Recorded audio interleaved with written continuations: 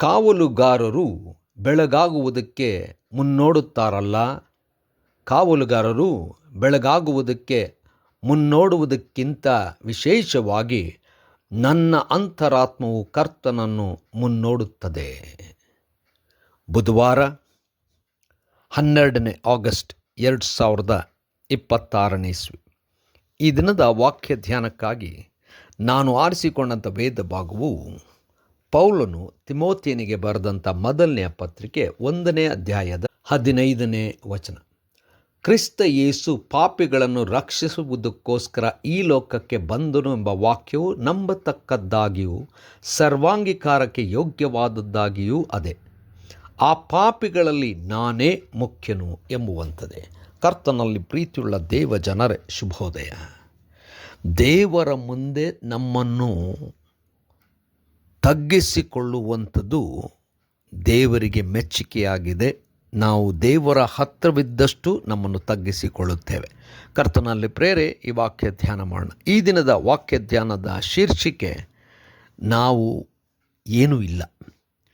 ಕರ್ತನಲ್ಲಿ ಪ್ರಿಯರೇ, ಪೌಲನು ತನ್ನ ಸೇವೆಗೆ ನಿಯೋಗಕ್ಕೆ ದೇವರು ಕರೆದ ನಂತರ ತಾನು ಅನೇಕ ಸ್ಥಳಗಳಿಗೆ ಹೋಗಿ ಕ್ರಿಸ್ತನನ್ನು ಪ್ರಚಾರ ಮಾಡಿ ಅನೇಕರನ್ನು ಕ್ರಿಸ್ತನ ಕಡೆಗೆ ನಡೆಸಿ ಅನೇಕ ಸಭೆಗಳನ್ನು ಸ್ಥಾಪಿಸುತ್ತಾ ಹೋದನು.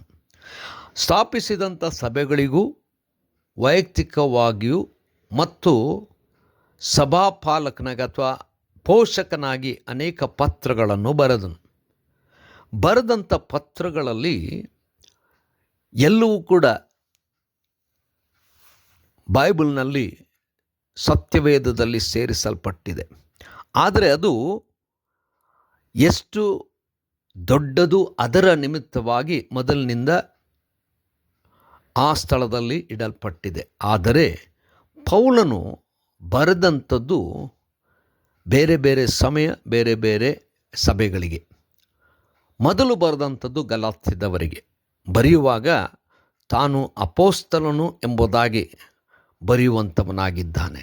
ಆದರೆ ಕ್ರಮೇಣವಾಗಿ ತನ್ನ ಜೀವನದಲ್ಲಿ ಹೆಚ್ಚಾಗಿ ದೇವರ ಸೇವೆ ಮಾಡುತ್ತಾ ದೇವರೊಂದಿಗೆ ಸಮಯ ಕಳೆದು ದೇವರಿಂದಲೇ ನಡೆಸಲ್ಪಟ್ಟಂಥವನಾಗಿ ಕಡೆಗೆ ಪತ್ರ ಬರೆಯುವಾಗ ತಿಮೋಥಿಯನಿಗೆ ತಾನು ಎಲ್ಲ ಪಾಪಿಗಳಲ್ಲಿ ಕನಿಷ್ಠನು, ಅಂದರೆ ಮೊದಲು ತನ್ನಲ್ಲಿದ್ದಂಥ ಮನಸ್ಸು ಅಪೊಸ್ತಲನೆಂಬುದಾಗಿ, ಆದರೆ ಕಡೆಗೆ ತನ್ನ ಜೀವನದ ಅಂತಿಮ ಸಮಯದಲ್ಲಿ ತಗ್ಗಿಸಿಕೊಂಡು ಪಾಪಿಗಳಲ್ಲಿ ನಾನೇ ಕನಿಷ್ಠನು, ನನ್ನಂಥ ಸ್ಥಿತಿಯಲ್ಲಿ ಯಾರೂ ಇಲ್ಲ ಎಂಬುದಾಗಿ. ಕರ್ತನಲ್ಲಿ ಪ್ರಿಯರೇ, ದೇವರನ್ನು ಸೇವಿಸುತ್ತಾ ದೇವರೊಂದಿಗಿದ್ದು ತನ್ನನ್ನು ತಾನು ತಗ್ಗಿಸಿಕೊಳ್ಳೋದಕ್ಕೆ ಕಲಿತುಕೊಂಡನು.